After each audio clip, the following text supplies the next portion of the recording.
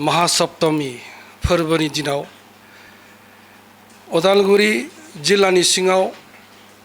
JD complex दैलि मार्केटनि मोनसे बिल्डिंआव महर enterprise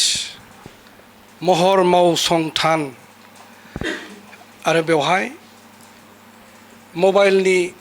गासै मबाइल आरो एक्सेसरिज सार्भिस सेन्टारनि माखासे खाबु होनाय जादों। दिनै बे मोनसे गोथार समाव गिबि बेखेवजेननाय सान बेवहाय जोंनि आलासिफ्रा बेखेवनानै गालांबाय। आं दिनै गोजोननाय मोनदों। बेवहाय आं आसा खालामदों बे जौगाफुबाय थानाय मोनसे उदालगुरि डिस्ट्रिक्टआव नोगोरारिफ्रा मदद खालामनो फैगोन। आं बेखौ आसा थिदों। दिनै आङो बे मोनसे हाबाफारिखौ लानायनि मोनसे गुदियावनो दङ मोनसे गोख्रों मोनसे साननाय थांखि जे जौगाफुबाय थानाय बे उदालगुरि डिस्ट्रिक्टआव स्पेसियेलि बर' हारिनिफ्राय बिजनेसाव जेरैबायदि दावगानांगौमोन आवगायनांगौमोन बेखौ दिनै जोङो नुनो मोनाखै। फैदों, ओंखारबोदों, गोबाङानो ओंखारबोदों, खिन्थु दिनै रांनि आंखालावनो जा थासारिनि उसुबिदायावनो जा दिनै बेबादि मोनसे गोख्रों हिसाबै दिनै खुनु मोनसे एन्टारप्राइज आरो बिजनेसा दिनै जाखांबोआखै। आं आसा खालामो फैबाय थानाय समाव बे ओनसोलाव बे उदालगुरि ओनसोलावबो बिजनेसनि मोनसे बर'फोरनि गेजेरावबो मोनसे हाब जाथों, बिथांमोना ओंखारबोथों, बेबादि मोनसे सानखांथि लानानै आं दिनै ओंखारबोदों। दिनै जोंनि मानसिफ्रा खाबु जों मोना। जोंनि हायाव बेंक दं। बेंकफ्रा दिनै गोबां बायदिसिना जेंना दिन्थिनानै बायदिसिना डकुमेन्टस बिनानै जोंखौ माने हालाय हाफाय खालामो। बेबायदि समाव जों बोरै जौगागोन? बेनिखायनो गोबां जों नाजानानै बेखिनिखौ दिनै खाबु खालामनो हादों। आङो थांनाय 2025 सननि जुन मासआव जानाय मोनसे आसाम गभर्नमेन्टनि जि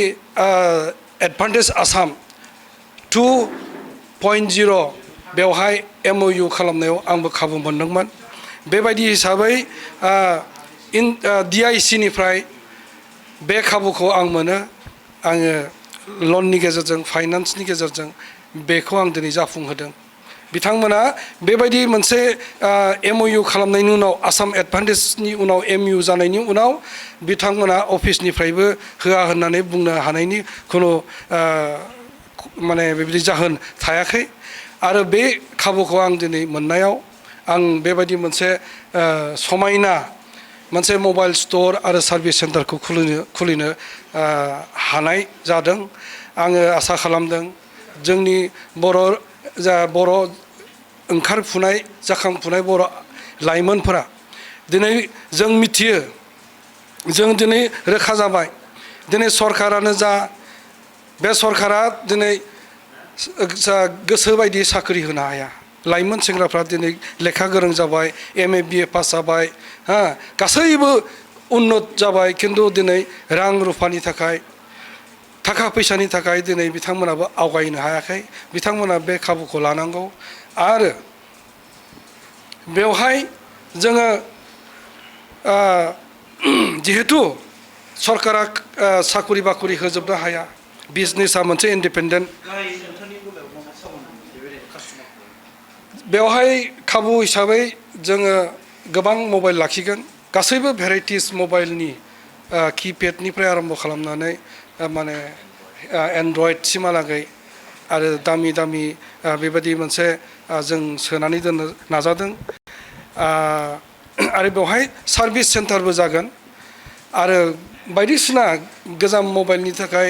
बायदिसिना एक्सेसरिस दङ, टेम्पारनिफ्राय आरम्भ खालामनानै डिसप्ले पर्यन्त जों लानानै फैनो नाजागासिनो दं। आरो बेयो गोख्रैनो जागोन। आरो नोंथांमोना बेनिखायनो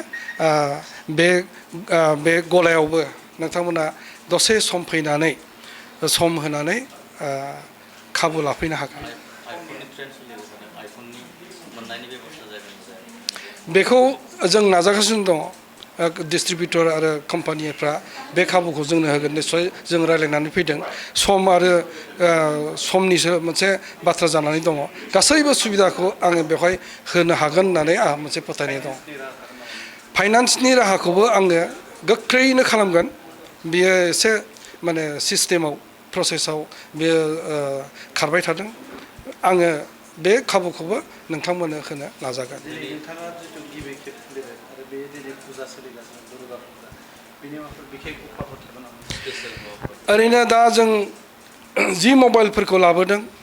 दुर्गा फुजानि अफार दंखायो बेवहाय दा अल इन्डिया जि मोनसे अनलाइनाव रेट मोनगोन नोंथांमोना बे रेटआवनो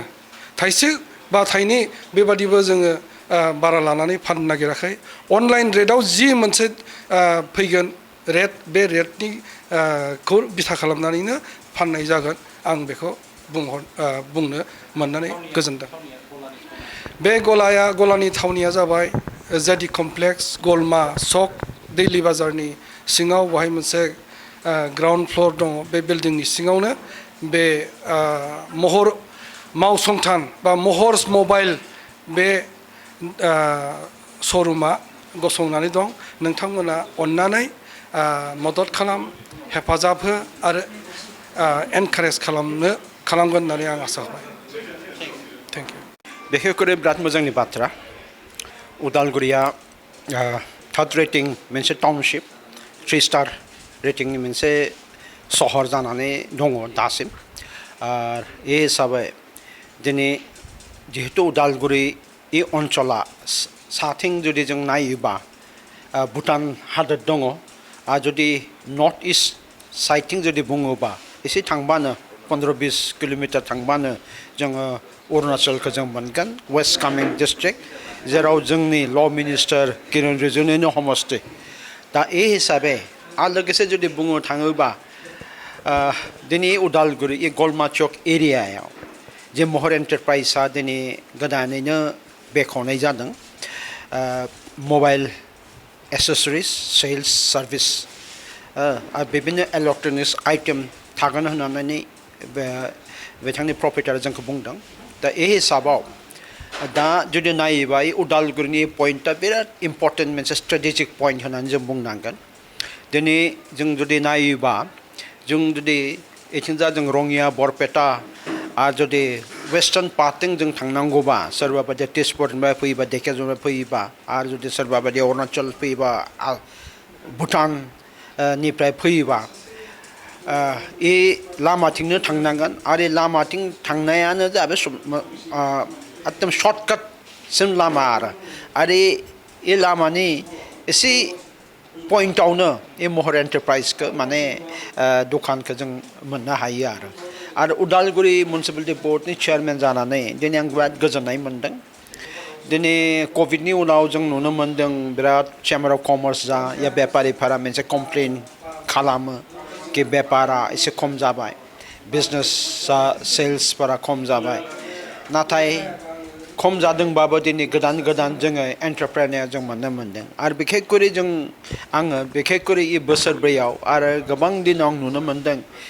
जोंनि ट्राइबेल बिखेखकरि इ बर' उद्यगिक मोनसे एरिया इ बर' उद्यगिक एरियायाव मेजरिटि एरियायाव उदालगुरि टाउनाव एकदम माने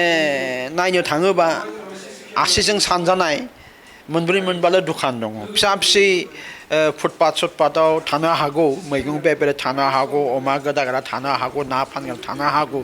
नाथाय एफादे माने सेल्स सार्भिस या एफादे गिदिर दखाननि जा क्लथ मार्चेन्ट जा एफादे गेलामाल दखान जा या हार्डवेयर दखाननि बाथ्राखौ जोङो नुनो मोना आरो जिहेतु आजिखालि मोनसे कम्पिटिसननि जुग आरो माने बुंनो थाङोबा साख्रि बाख्रियाबो खमायलांबाय दिनै जोंनि एडुकेटेड इयुन जोलैफोरा ओंखारबोनांगौ बिराद अपरचुनिटि दङ बिराद किसुमान दंबावो जेराव जों बिजनेस सेन्टार हिसाबै जों एस्टाब्लिश खालामनो हायो आरो बेखौनो मोनसे नजर लाखिनानै दिनै महर एन्टारप्राइजआ जोंनि बारग' एनडिएफनि सानसे समनि आफादगिरि धीरेन बर'आ गावनि फिसालानि मुङाव बेखौ खुलिदों आरो आं सानो ए बिराद मोजांनि बाथ्रा इयो आरो पाब्लिकनिफ्राय मोनसे हहारि मोनगोन मोजाङैनो मोनसे माबा मोनगोन माने गहारि मोनगोन ए हिसाबाव आं अदूर भबिष्यआव ए महर एन्टारप्राइजनि जुगेदि मबाइल सेल्स एसेसरिज सार्भिसखौ मोजाङैनो बिथांमोना खालामनानै मोनसे मोजां एस्टाब्लिशमेन्ट उदालगुरि टाउनाव एस्टाब्लिश खालामनो हागोन गायसननो हागोन होनना आं आसा खालामो आरो